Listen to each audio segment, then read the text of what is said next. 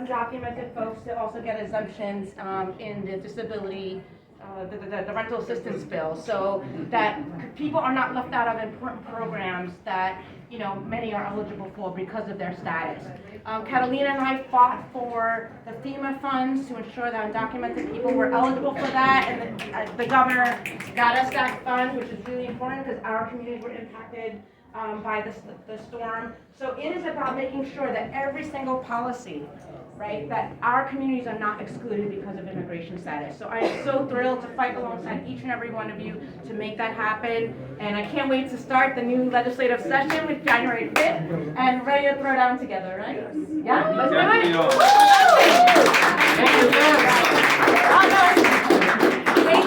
JGR. That's it. No more spelling it And out. my great grandmother was serious, so we have some I know. But thank you all so much. Thank you all. We need to celebrate this season. We definitely will. Thank you so much. We have a couple more speakers, and then the program is going to be pretty short. Again, I want to thank everyone who is here. I am looking for Crystal.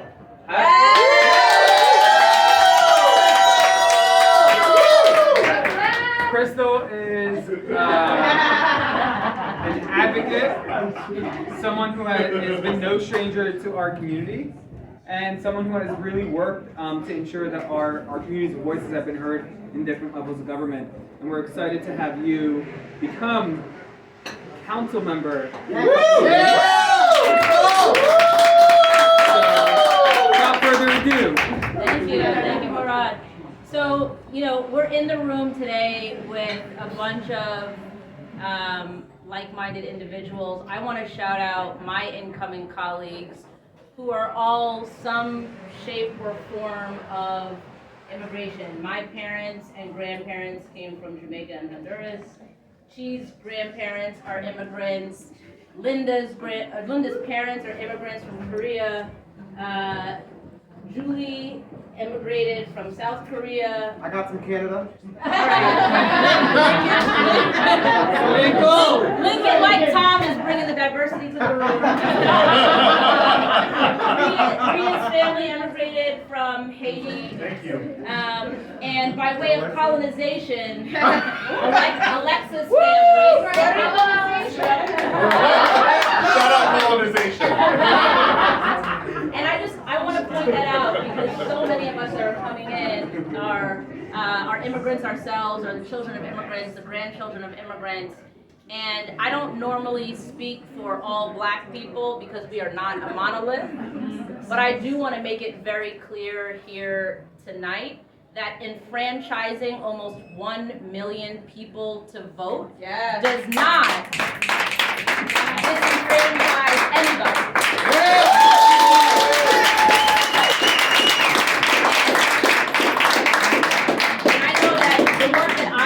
During my campaign, well, before my campaign, actually, through the mutual aid organization that I created, like almost 100% of the people we were providing food for on a weekly basis were undocumented black immigrants from the Caribbean. And I always talk about and uplift black immigrants because we don't do it enough. And NYIC has been an organization, and especially under Murad's leadership, that has always centered and talked about black immigrants. And so I think, this is, of course, the most apt place to talk about black immigrants. But I also just, again, for the record, want to make very clear that the huge win that we had with passing our city, our vote, really benefits all immigrants, especially the black immigrants that are so often overlooked. So thank you all for the work that you continue to do. And we will continue to stand with you all and look forward to doing the work that we can do at the city level in the city council. So thank you.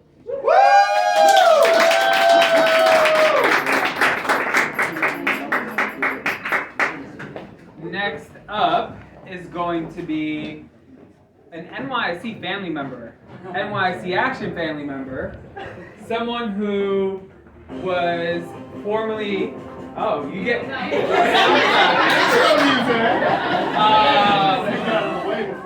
So, many of you may not know this, but Linda Lee, as her, I don't know if you're still ED, but formerly, technically still executive director Yes. of KCS, has been a long time NYC member and leader.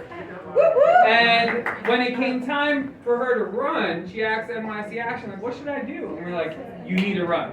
And she was like, but I don't know if I can win. I was like, you will win. And then she was like, I don't know if the numbers are there. We were like, the numbers will be there. And she is everything we want in our elected officials. She is someone who really holds her community at heart. She is someone who really has given her life to public service. And someone who, if we're ever in a bind, look to her wisdom to help us get out of it. And someone who's always been there for our community. So I want you all to join me in welcoming her up to the mic, the imaginary one, to say a few words.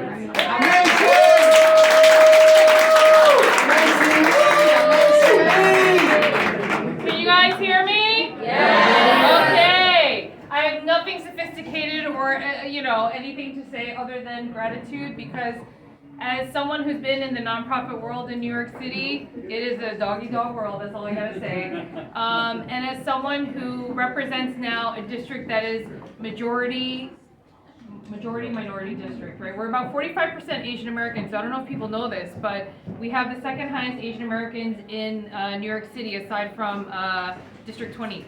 And so for me, all the work that I've done through New York Immigration Coalition, as well as in the community, language access, fighting for the marginalized, and we saw it during COVID. If you don't speak English, if you don't know how to use the internet, you are automatically left out.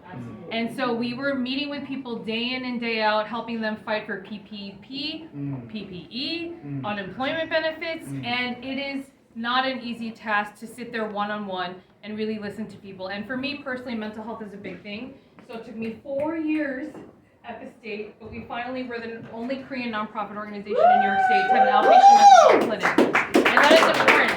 So we need to make sure that we're bringing services to the community in their language, in their culture, and I'm definitely going to be fighting for more services in our district for the South Asian, halal, kosher, Asian meals, whatever it is we need to fight for, because our city really needs it, our communities depend on it. And I still remember New York Immigration Coalition when Chung Hwa was there, and when Steve Choi was there, and these folks are pioneers in their own right, and they have been fighting. Huh? Yeah, better. No, and we said to them for the longest time, like, you guys need to create a C4, right? To allow you guys to be able to do the things that you need to on a political aspect. I remember taking buses down back in the day, more than 10 years ago, fighting for redistricting, immigration reform in DC, right? So these are all battles that we've been fighting alongside each other in the community. And it actually makes me really, really sad to leave on the nonprofit side of things, but just know that you have friends now in the council that are gonna fight even more and even harder for you. But just give us a little bit of time before you like rah in front of City Hall. Right? No, because I remember being on City Hall steps, and we need to continue that advocacy. But it is a partnership, and so I really, I'm very humbled and honored to be here, especially in support of New York Immigration Coalition, because we've been members for the longest time, and it is truly an amazing organization that really uplifts all voices. And especially with One City, One Vote, I'm really looking forward. That's one step closer. And I'm really looking forward to what is to come. So thank you so much for your support. Thank you, Linda. Thank you. Thank you. So before Linda Lee became councilwoman-elect, everyone used to call her Amazing Lee. Yes. Because she's just amazing at everything she does. Yes. So if you hear people saying Amazing Lee, it's because she's amazing. She's amazing. So we have two more quick speakers. I want to introduce my sister from Sunset Park, who is someone I have known for maybe like 15 years. She has been a staunch advocate for children education. She's always took up the good fight, and now she's going to take it to City Hall. And to everyone asking when's our first action in City Hall, it's going to be right after you all get sworn in. So on January 1st, if you don't let us on the steps, we will make our way onto them, and we will be fighting for our community. But join me in welcoming Councilman-elect Alexa.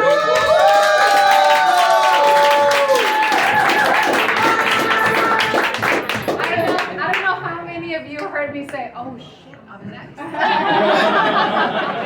Anyway, I just a lot of love for the New York Immigration Coalition.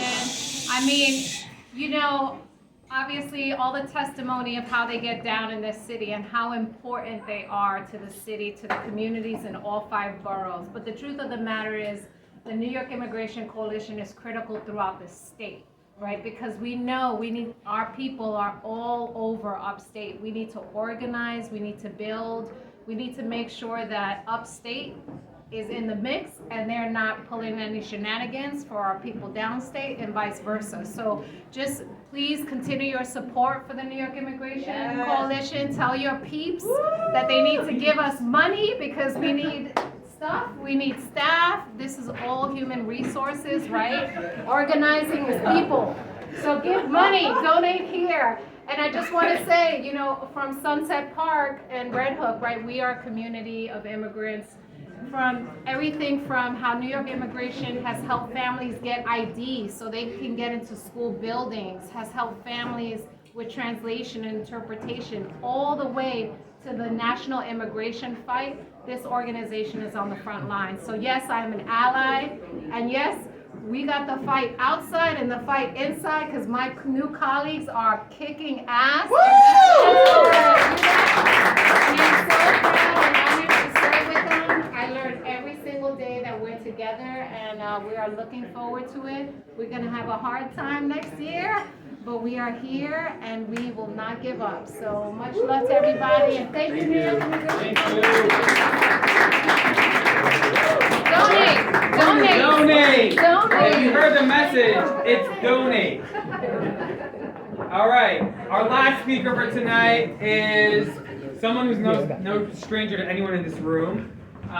He's worked with all of us in different capacities, and tonight he's coming to us as the Deputy Secretary of Intergovernmental Affairs. Join me in welcoming our brother Ahmed Baga.